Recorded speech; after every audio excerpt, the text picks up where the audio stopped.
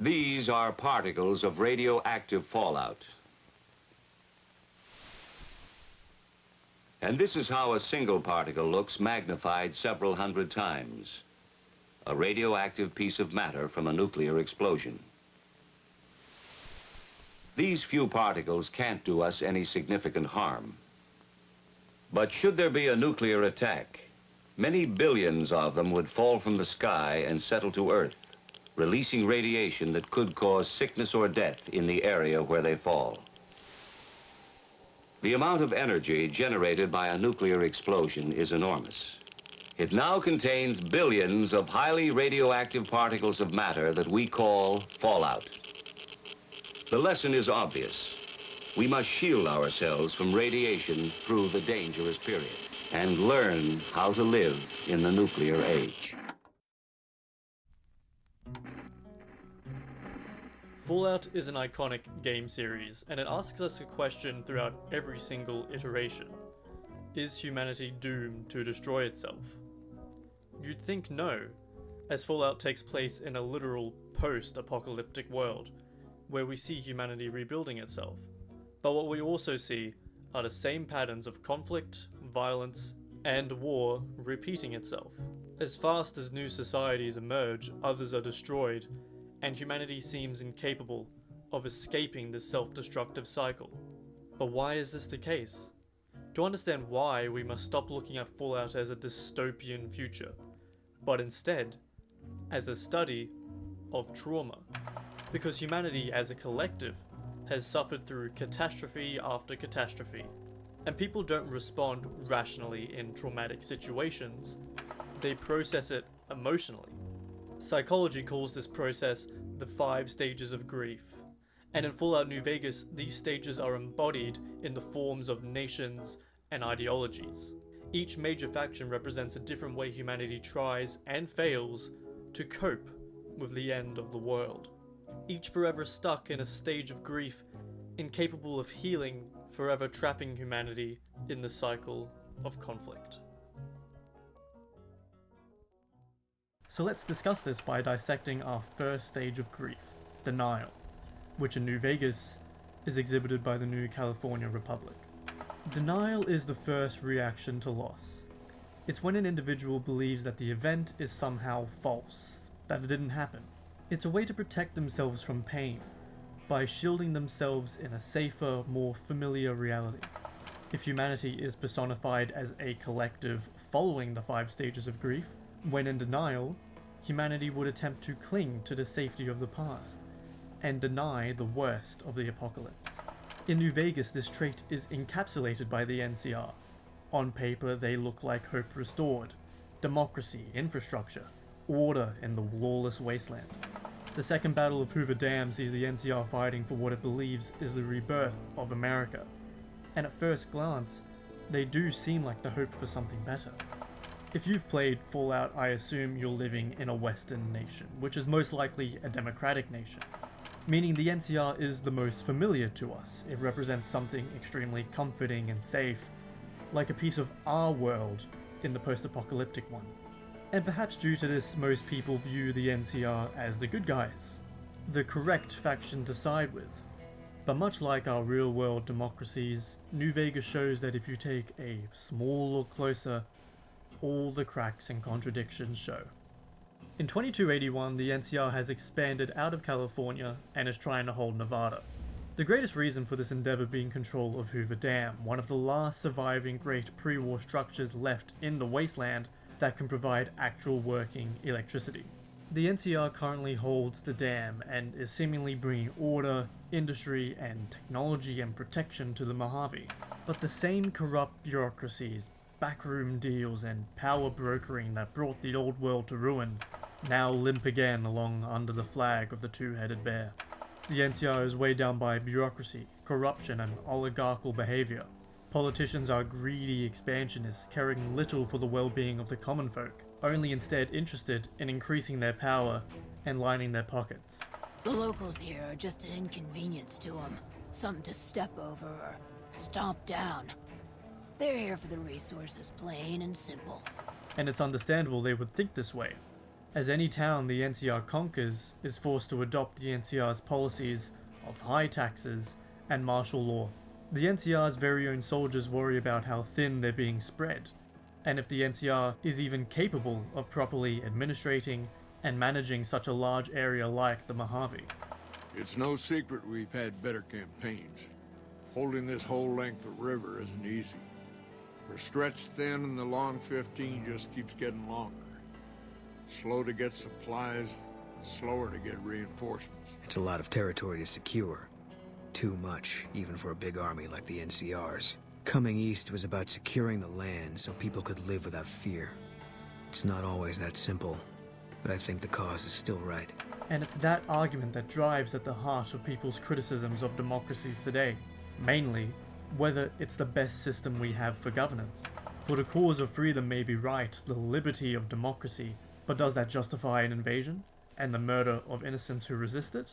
Even back west in California, NCR citizens eagerly detail their government's corruption and how their politicians are beholden to Brahmin barons, wealthy traders, ranchers, and industrialists. When talking with Chief Hanlon, he complains that President Kimball sent away the most experienced soldiers at the interest of Brahmin barons, even when they're desperately needed to fight the Legion in the Mojave. I told President Kimball that we need more Rangers here. He accepted that, but took the most experienced ones and sent them south. Patrol Rangers are good men and women, but we're about to fight a war. You've seen it yourself. Some of them don't even have proper service rifles or armor. Our heavy infantry, power armor units, they're back in NCR territory protecting the interests of Brahmin barons against small-time raiders. Brahmin barons only have one vote at the ballot box, but they have a lot of money to throw around. Brahmins are an essential part of survival in the wasteland, providing not only food, milk, and leather, but also functioning as pack mules as well. They are the backbone of not only transportation and trade, but also basic agriculture.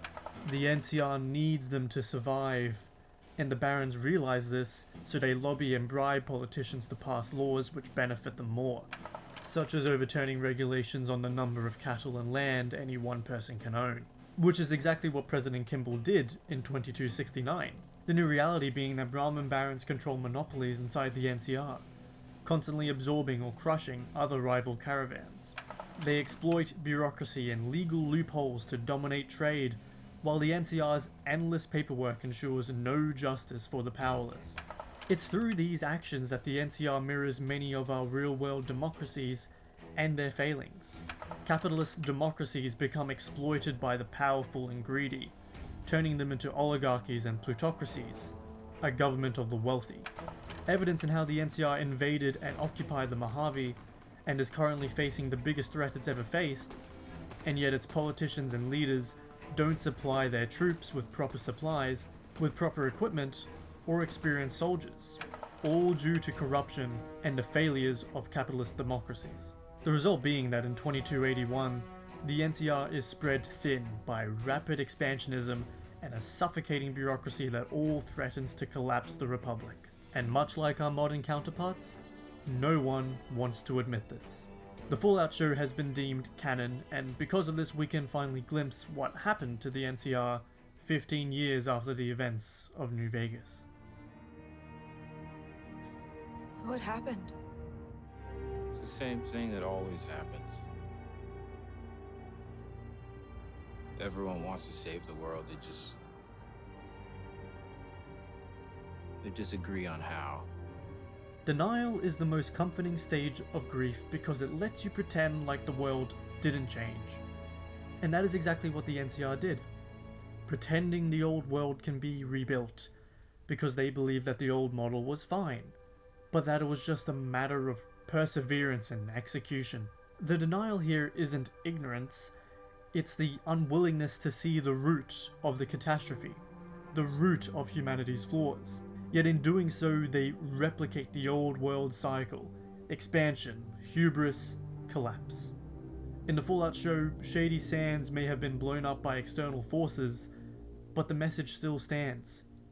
War never changes because the systems behind it don't change.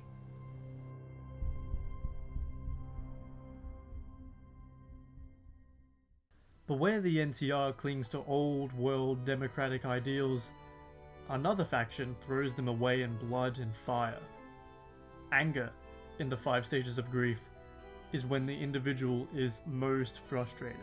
They can't believe that the loss has occurred, and they're seething at the injustice of it. As a consequence, the individual responds in the only way which promises some brief catharsis: rage. In the Fallout series, humanity has destroyed itself, and now the survivors lash out at rage at their new unjust reality. And in New Vegas, Caesar's Legion is the pure personification of anger.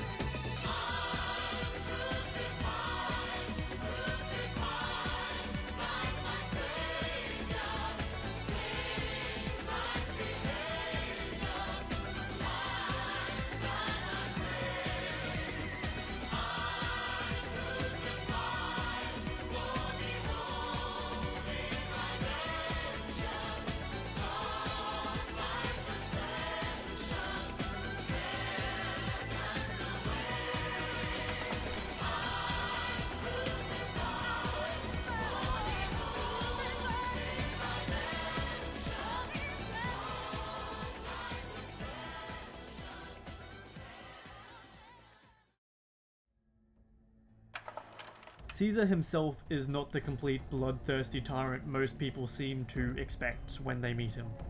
Instead, he is eerily calm and logical on his quest for destruction, and he explains this through his origins. Caesar was brought up a normal kid in the wasteland, and at a young age began being tutored by the followers of the apocalypse. Ironically, I was born a profligate myself, a citizen of the NCR.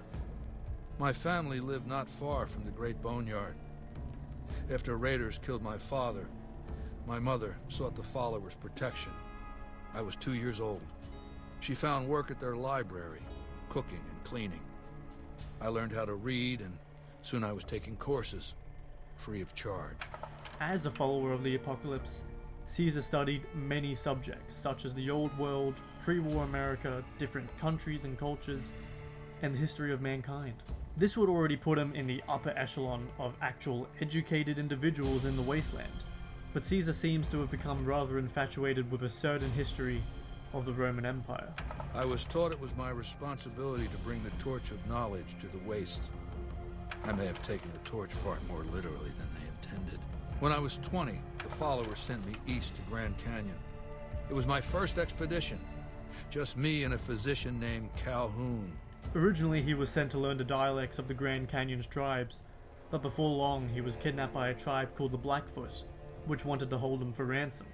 They were a backward bunch, but the real problem was they didn't know how to fight. The Blackfoot were at war with 7 other tribes, each just as pissant as they were. But outnumbered like that, they weren't going to last long. I taught them how to use the guns they already had, how to strip and clean them, how to breathe when pulling a trigger, how to reload ammunition. They looked at me like I was some kind of a sorcerer. So I taught them how to make explosives and started drilling them on small unit tactics. If there's anything I learned as a follower of the apocalypse, it's that there's a lot of good information in old books. From there, Caesar left the followers and took a new position as a brutal leader, eventually conquering 86 tribes into his empire. He chose to fashion his empire after the Romans, not only because of how alien and foreign it would be to the majority of the wasteland, but also because he viewed how Rome conquered and integrated cultures into itself as the perfect solution for how a society could adapt, withstand, and hopefully thrive in the wasteland. A period of peace brought about by conflict for the ultimate goal of a new Pax Romana. What does Pax Romana mean? It means a nationalist, imperialist, totalitarian, homogenous culture that obliterates the identity of every group it conquers. Long-term stability at all cost. The individual has no value beyond his utility to the state, whether as an instrument of war or production. Caesar seeks to channel the anger and destructive fury of the post-apocalyptic world into a powerful and enduring force for which humanity can use to survive. The Legion is humanity lashing out in fury, channeling its pain into an endless war for survival. It is the anger of a civilization that lost everything, reborn into resilient, unforgiving cruelty, which Caesar views as a necessity. He wanted to rebuild the new world in the image of the old. A sad story of good intentions gone bad. In that regard, he's hardly unique. If you set aside his leadership capabilities, extensive knowledge, and ruthless cunning, he's just another jerk who steps on people to get his way. I find it very reminiscent of the Master's speech from the original 1997 Fallout, where he sought to convert the residents of the Wasteland into super mutants. The Unity will bring about the master race. Master! One able to survive, or even Thrive! in the Wasteland. As long as there are differences, we will Tear ourselves apart! fighting each other. We need one race, Race! one goal, Goal! one people to move forward to our destiny. Both the Master and Caesar commit terrible acts out of a self-prescribed justification that they are bringing about the best possible future for humanity. It's a very consequentialist perspective, where the ends justify the means. Yet the Master's transformation of humans into super mutants isn't a better future. It's humanity's destruction. And the same can be said with Caesar, for he states, rather smugly, that there's a lot of good information in old books, but clearly he didn't read enough. Historically, Rome's strength was in its ability to integrate conquered peoples, giving them citizenship, rights, and a real stake in the empire. Yet in New Vegas, Caesar's legion only erases identities, it enslaves and assimilates by force. The identities, languages, and original traditions of conquered cultures are all forcefully obliterated, forcing them to serve Caesar's idea of Rome. This is not adaptability, nor any form of strength. Caesar's legionaries dedicate their lives to Caesar himself, but one day, Caesar will eventually die. And when that day comes, his soldiers will not nearly be as educated enough to understand the philosophy of Rome that Caesar would wish to be carried on. There is no one around him remotely on the same philosophical level to carry the torch or to fill his boots. When Caesar dies, his empire dies with him. In the Wasteland, every faction clings to the ghosts of the old world, convinced that they can learn from them and their past mistakes. In the 5 stages of grief, anger is the easiest response to loss. It fills the empty void and briefly silences the pain. But it's just that, brief and fleeting, an intense roaring fire that is doomed to burn out. Caesar's legion is engulfed by anger. It drives it and sustains it. It's the reason for its power and success, yet it's unsustainable. And it's this blinding, furious anger that will eventually destroy the legion from within.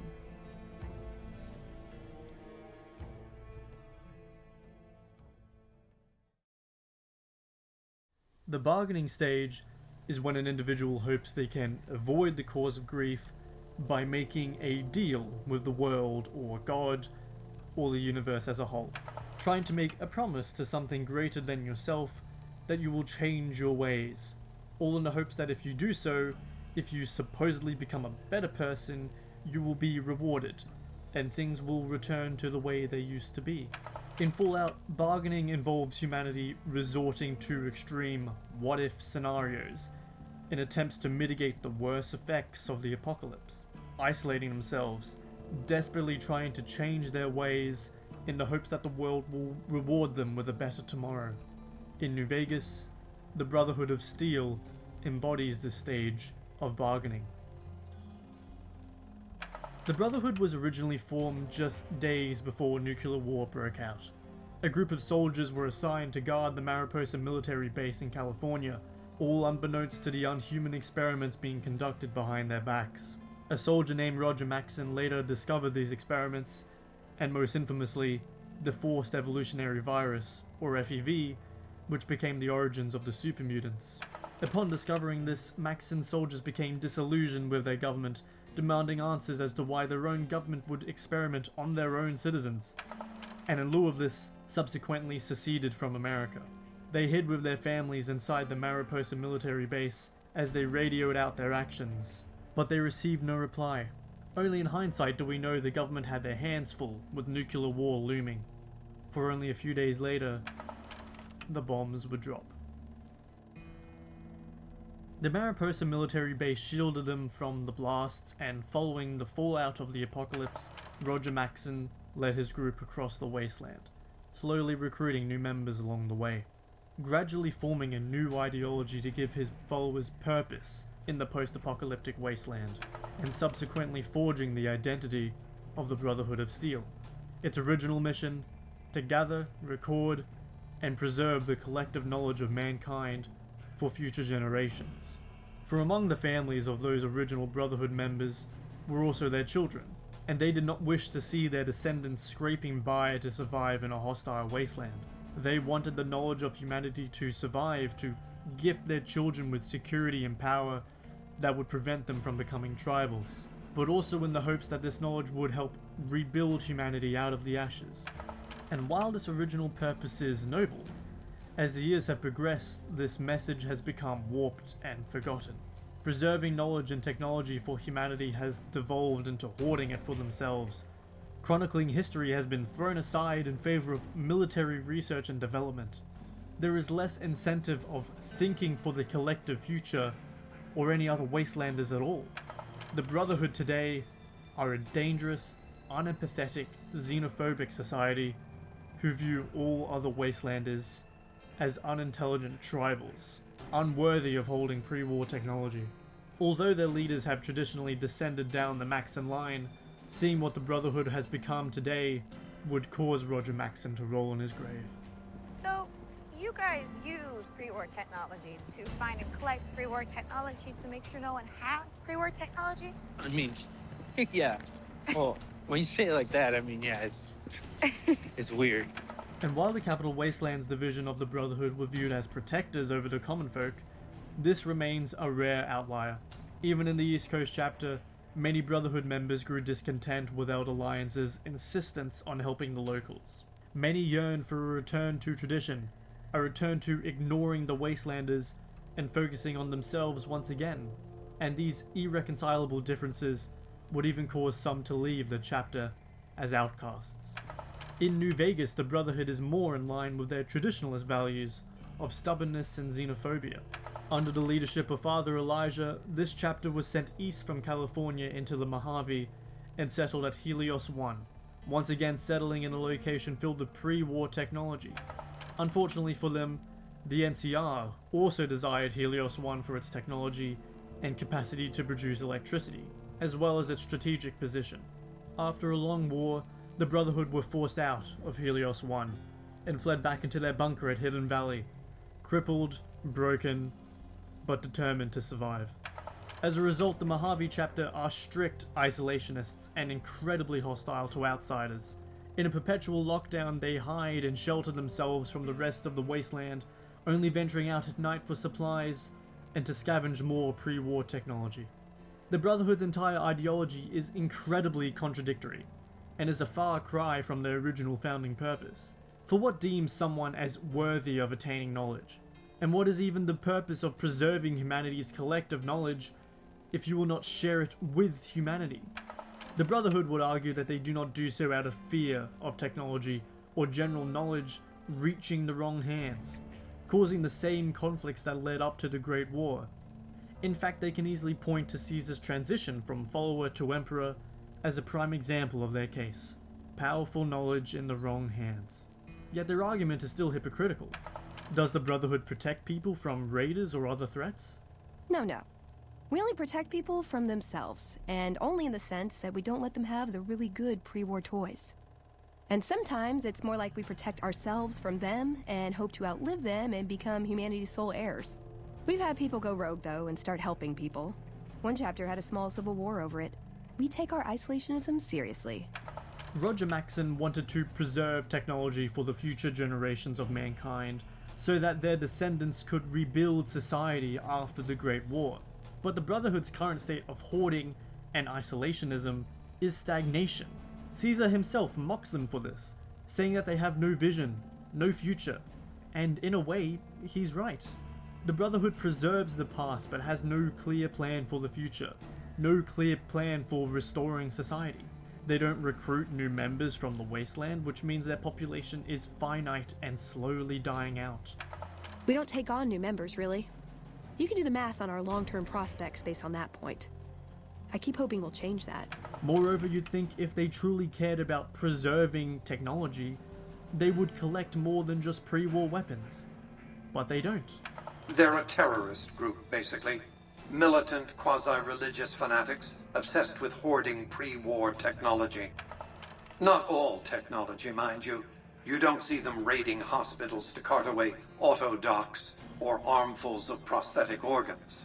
No, they greatly prefer the sort of technology that puts people in hospitals. Or graves, rather, since hospitals went the way of the dodo.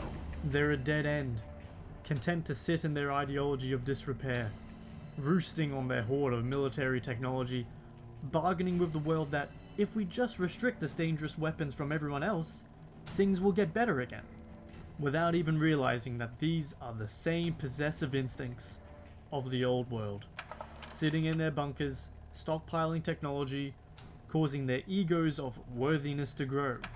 They're lost in an echo chamber of their own making, trapped in a narrative that separates them from the species they supposedly wish to save. It's this contradiction that is at the heart of Veronica's questline in New Vegas. Born and raised in the Brotherhood, she supports their mission, but when venturing out into the wasteland, she is confronted with reality. The truth that humanity is not sitting around waiting for the Brotherhood to save them. They're progressing on their own, rebuilding society while the Brotherhood is stuck in the past. The real problem with the Brotherhood is that we isolate ourselves. Our training is top-notch, our technology gives us an advantage, but when it all comes down to it, we're losing because we shun the outside world. We always make enemies, never allies. We refuse to recruit outsiders or see the value in their simpler technologies. We just don't adapt like we should. Used to be that all you needed to get your way was a suit of power armor and a laser rifle. Now, people are armed and organized. They're not afraid. But we still stick to our old approach because it's all we know. The things I've seen now, other groups succeeding where we fail, it's not too late for us. We've outlasted the end of the world. We'll outlast these upstarts. Waiting in a hole for everyone else to die. If we must. All these years, the Brotherhood has collected weapons technology. And for what? To keep it out of people's hands? That clearly hasn't worked. To defend ourselves? We can't compete with the NCR's numbers, or the Legions. We're fighting a war for a lost cause. If we're gonna survive, we have to find a role in society, attract new members. The Brotherhood is failing. I've always known that. If we don't change course, we're going to fall apart, or fade away. The Brotherhood's ideals inevitably ensure that humanity's growth is stifled, until eventually others grow jealous of their hoarding or view it as a threat, which causes the cycle of violence to repeat itself once again. Veronica realizes this, but her story doesn't have a clear happy ending either. You either convince her to stay with the Brotherhood, forever suppressing her morals and the truth she knows, or convince her to exile herself, to wander the wastes alone, and leave the only family she's ever known. The Brotherhood think themselves as the guardians of knowledge, but in truth they're just destroying the future in a desperate attempt to preserve the past. They hide in their bunkers, scavenging and hiding away technology in the begging, desperate hope that the universe will give them a second chance. But ultimately, their resolve is dying.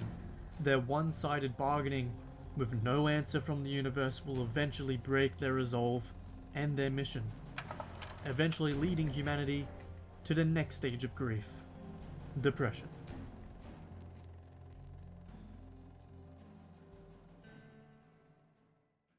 Depression is the most intense stage of grief. It's the moment in which we finally allow ourselves to feel our loss. It's the true extent of grief, its sadness, and the quiet ache in the understanding that things truly can't go back to how they were. The pre-war world is gone. Its cities are dust and its nations are but memories. We can never return to the way it was before. Humanity is stuck in post-apocalyptia, living in its ruins, faced with the burdening weight of what it's done to itself. Life becomes nihilistic, as an inescapable shadow engulfs your life, and yet, paradoxically, It's only through this stage that true healing can begin. In New Vegas, this stage is exhibited by the followers of the Apocalypse. The followers formed out of the Boneyard, once known as Los Angeles, with their core founding goal being to help the citizens of the wasteland through education and medical services, simultaneously furthering scientific research to form a bastion of knowledge against the loss of technology after the Great War. In many ways, they are the natural antithesis to the Brotherhood of Steel. Where the Brotherhood hoards technology out of fear, the followers share it out of altruism, caring, and cautious hope. Both factions wish to prevent the mistakes of the past, but where one does it through control, the other does it through medicine, education, and understanding. We arose from the boneyards of Edidam years ago. Since then, we have made it our mission to rebuild the wasteland and re-educate its inhabitants. We hope to forge a brave new world free of war and poverty by sharing knowledge and resources. Our primary goal is the free exchange of ideas. The followers of the Apocalypse aren't just interested in research. We care for our fellow man and do everything we can to help humanity. Here in Freeside, we provide food and medical services for those in need. We also have organized reconstruction efforts. Although the followers are selfless, they are also at times very cynical. In a post-apocalyptic wasteland filled with ghouls, super mutants, deathclaws, raiders, and monsters in every shape and size, their work often feels futile. Looking in, outsiders view them as naive fools, trying to better a wasteland that just doesn't want to be helped. The followers face an uphill battle, metaphorically and literally, as at times the literal forces of the wasteland fight against them. Surrounded by the political turmoil of the Mojave, being torn between the NCR, the Legion, Mr. House, and the general chaos of Freeside with little to no support, the followers struggle to persevere. In Vegas, they primarily operate out of the old Mormon fort, but they lack support from any of Vegas's main factions, even the NCR. Mr. House and the other families are only concerned with power and money from their casinos, and subsequently excluded and abandoned the rest of Freeside, leaving the followers as the only people left to care for Freeside's residents. This situation has quickly left them overwhelmed, as a small humanitarian group is left to burden the lives of an entire community. Thugs and thieves are always looking for a victim, and the local families are just sitting back making caps on the mess. Freeside is in dire need, but no one has been man enough to step up. The followers can only do so much to stem the tide. As a result, many of its members seem disillusioned with their cause. Julie Farkas constantly comes off as tired and overwhelmed, asking the courier for donations of medical supplies in exchange for caps. Their members maintain their morals and hold on to as much hope as they can, but you can see the exhaustion behind the facade. Because in the wasteland, compassion is a liability. Opening yourself up to the problems of the people, to the conflicts of nations, only confronts you with the futility of your struggle. A sure dive into depression. And it's that quiet contradiction that haunts the mind of every follower. How much impact are we really having? But if we weren't here, would these people be better off? No one debates the altruistic mission nor the morals of the followers, but people criticize their effectiveness, their lack of funding and lack of able bodies. In the wasteland, respect comes from authority, which is driven from power, which is most commonly sourced from some form of military strength. But the followers reject all of these, hoping that if they teach old world knowledge and educate the masses, that the wasteland will change to respect and revere the educated, not the tyrant. But this simply isn't how the wasteland works. It's why in the majority of the endings for New Vegas, the followers get ignored, sidelined, or blatantly destroyed. If they support an independent New Vegas, they are quickly overwhelmed from the chaos and instability of an independent Mojave. It's only through aligning with the NCR that they are given support and are allowed to expand. Their best ending is the one where they compromise their ideals by aligning with the very government they criticize. It proves that, like it or not, the followers cannot succeed without some form of power or authority behind them. But that need is a contradiction of their very morals. They are fundamentally flawed, not because their ideals are wrong, but because their ideals alone can't survive in a world shaped by pre-war power structures and ideology. The followers are trying to solve a world-ending problem with pre-war charity. But the world has moved on. Humanity has changed, and the rules of the wasteland are paramount. Charity and compassion can occur, but in the wasteland, altruism on its own is a weakness. We can clearly see in New Vegas that it's an incredibly tiring and taxing endeavor trying to take care of the downtrodden and to remain empathetic in a world that thrives off inhumanity. Yet as much as the wasteland punishes kindness, is remaining moral such a bad thing? Or is it worse to feel everything than to feel nothing at all? The followers acknowledge the wasteland for the mess that it is, and it's easy, very natural even, to fall into a cycle of depression from the exhausting challenge of being a beacon of light in the wasteland. But they're still here. It's a very clear facet of depression when every aspect of yourself, mental and physical, tells you to give in, that you're too tired, and that there is no light left in the world. Yet it is the one persevering human trait which allows us to escape this mindset that the followers perfectly exhibit. Hope. I don't think that I can Continue. to have done the things I have done in the name of progress and healing. It was madness. I can see that now. Madness. Madness? There is no hope. Leave now. Leave while you still have hope. Begin again in the night. Let's sway again tonight. Your arm on my shoulder, your cheek against mine. Where can we go? When will we find that we know? Humanity desperately clings on to hope, in the darkest of times, even when it seems impossible. It's a primal human trait that endures and ensures our survival throughout any event. No matter how bad things may get, your body may be broken, your mind may be tired, but there will always be this small flicker of light in the back of your mind that silently urges you on, all in the possibility that tomorrow will be better than today, all in the promise of hope. The followers may be fundamentally flawed, but they take solace in the knowledge that if they weren't there, the wasteland would be a much more dangerous place. For they know that it's better to try than to have never tried at all. And once we reach this point, we finally begin to progress, to move forward to our next stage, to acceptance. To let go. Begin again tonight.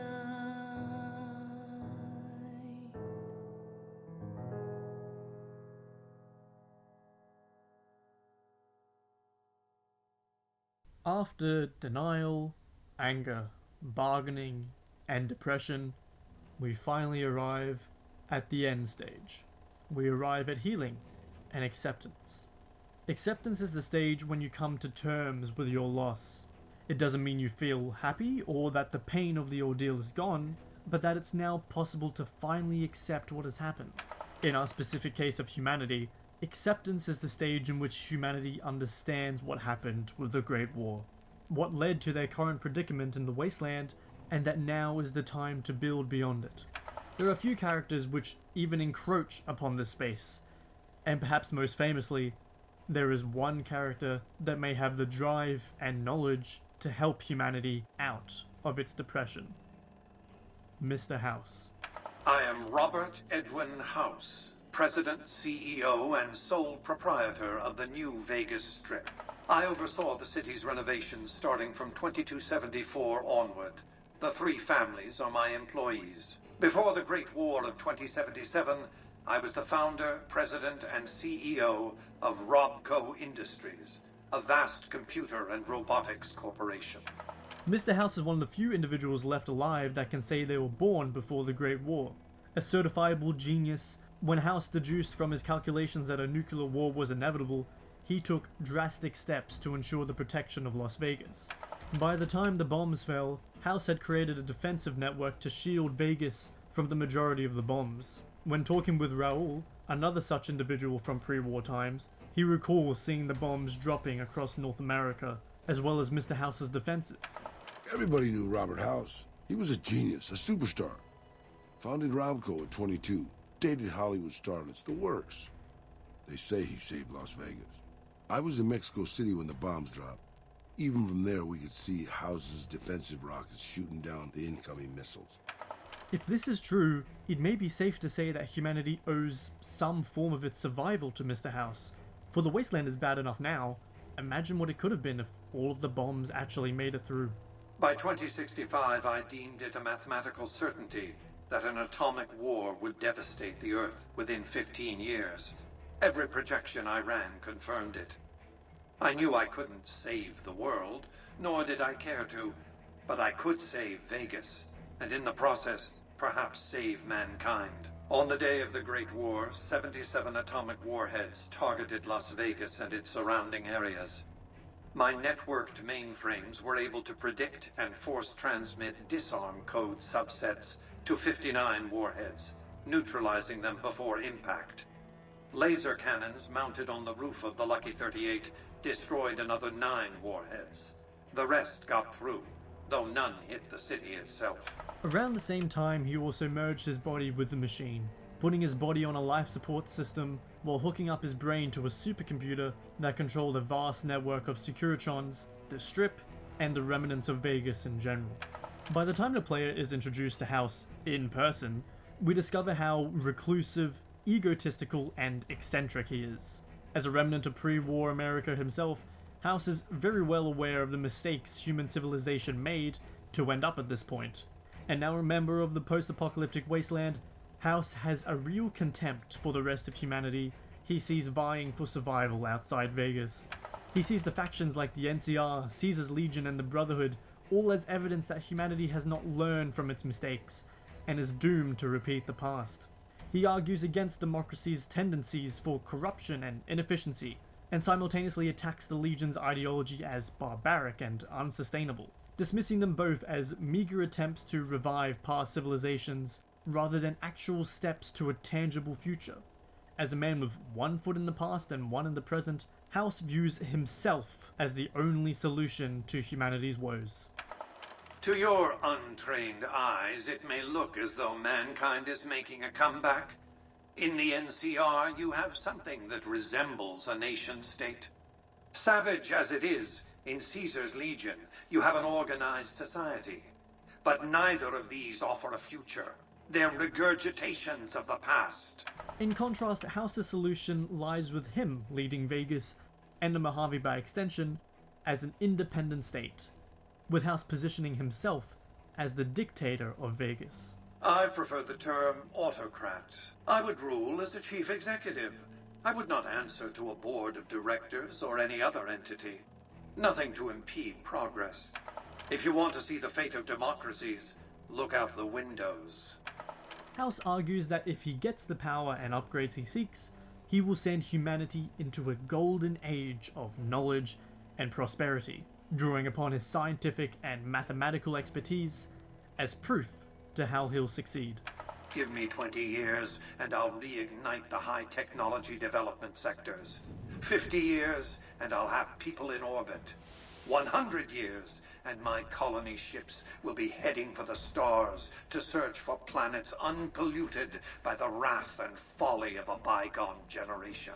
It's such an awe-inspiring message in a wasteland that, thus far, has had no real plan for the future, with nothing but childish internal squabbling from its major players. However, for all his talk, his knowledge and power, or expertise in any subject, Mr. House is a fool. The line between autocrat and dictator at times is very blurred, and House does not seem to understand the concept of how absolute power corrupts absolutely. What's to keep you from abusing your power?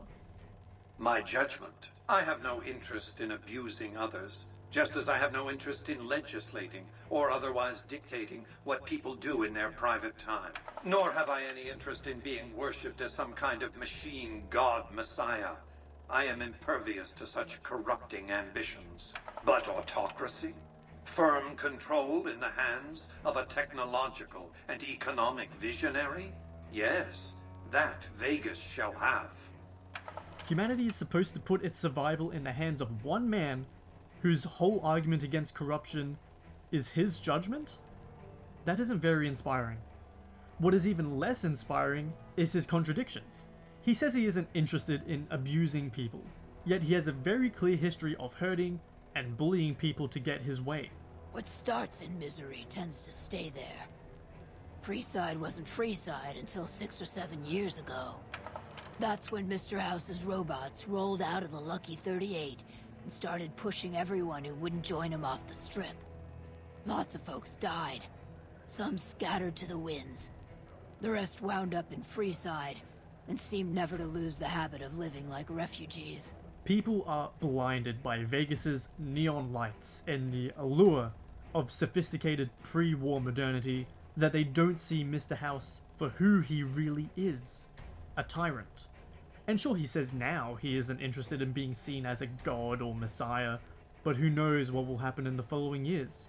House may have prolonged his life, but his mind still ages, even inside a machine. History and Fallout show us exactly what happens when one person gains unchecked, unlimited power. Look at Stanislaus Braun in Vault 112.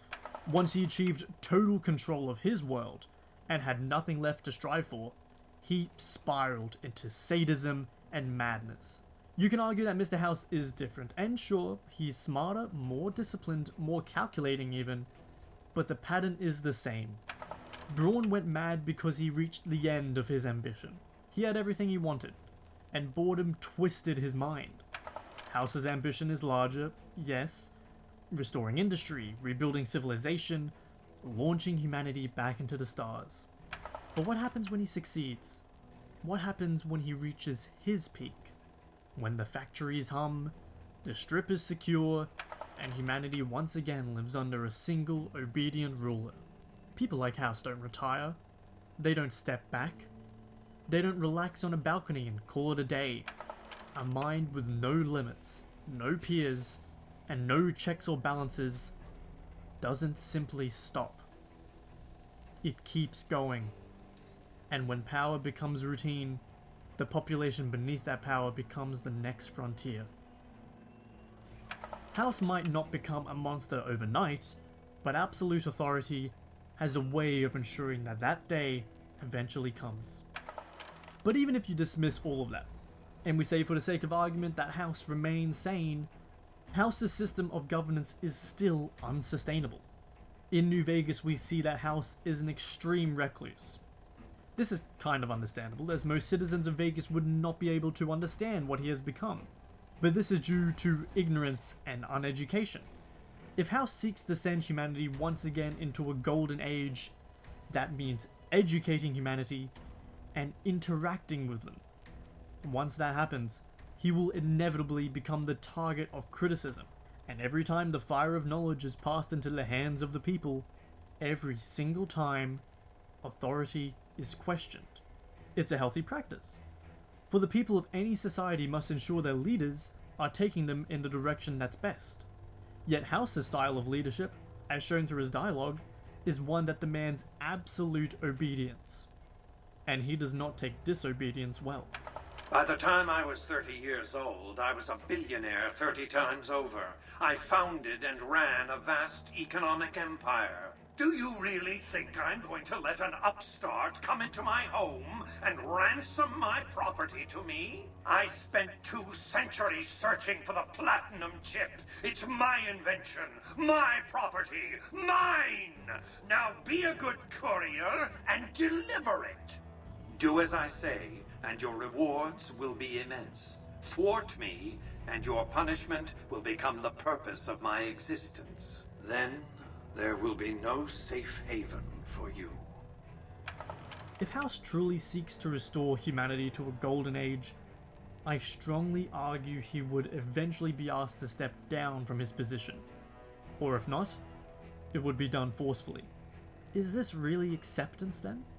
Acceptance is the stage in which the individual learns to love themselves again, to heal themselves in spite of the pain they've experienced. House does not love humanity. He views himself as different, as better than them. Instead of acceptance, we're given the egotistical delusions of a madman who says only he can save mankind. House states that the NCR and Legion are nothing but weak attempts to rekindle old civilizations, and he criticizes them for being susceptible to the same mistakes of the past. Yet House, as a very person born in the old world, is also just as susceptible. Yet he is blinded by his ego, hypnotized by his own neon lights, that he views himself as infallible. Autocracy as a form of government is a mistake from the old world that still does not work in the post-apocalyptic one. House was on the precipice of reaching true acceptance, true change, but he failed at the last hurdle. His cold, robotic appearance is the literal manifestation of his greatest flaw: inhumanity. A cold, clinical, calculating, loveless existence, once again proving that in Fallout, time is cyclical. There is no acceptance. There is no freedom from this cycle. Humanity seems to be stuck here. But does it have to be this way? Is there any opportunity, any chance for change? Humanity has been around for tens of thousands of years. We have progressed from cave paintings to nuclear technology at a terrifying pace. Where once we were left to fend off the whims of Mother Nature, we now bend it to our will. And where once we were lawless barbarians, humanity organized itself into structure and society. Many forms of government emerged from this, such as democracy, oligarchy, autocracy, monarchy, theocracy, even anarchy if you feel so inclined. And for as long as these different forms of governance even existed, humanity has debated among itself which one is ultimately best for us. And even today, that is still an ongoing debate. In the fictional world of Fallout, however, there seems to be a clear answer. Humanity progressed and evolved, and fought among itself until we blew each other up, proving definitively that none of these systems work. That is the message of Fallout. War never changes is more than just a literal reference to conflict. It's the cyclical nature of humanity striving to evolve, striving to change, only to end up repeating history. The unending repetition of human folly is the greatest theme of Fallout. It's present within every character, and within every faction. Post-apocalyptic America continually has to face the fallout of its actions. History constantly repeats itself, whether by purposeful ignorance or the destruction of knowledge in a nuclear fireball. The end result is the same. History comes back to haunt us. But what New Vegas reiterates again and again is that we must shake our old world blues, that we must not abandon the past as the 5 stages of grief teach us, and rather instead acknowledge our foundations so we can reach true acceptance and progress beyond them. What does that mean in a literal sense? Perhaps that means that the residents of the wasteland must form a new society, a new government, something of which the world has never seen, something birthed from the apocalypse and unshackled from the corruption, the contradictions, and the fallacies of the old world. And admittedly, I don't know what that is. It is not an easy task. coming up with a new successful form of governance? And perhaps it doesn't exist. Maybe all forms of government and ideology are unsustainable after a certain point, proving Fallout right.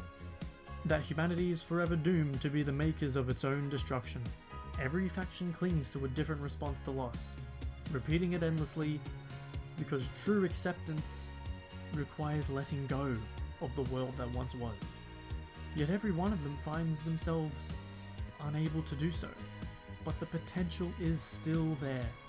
It's our choice whether to tap into it or not. Lest we prove to ourselves again that war never changes.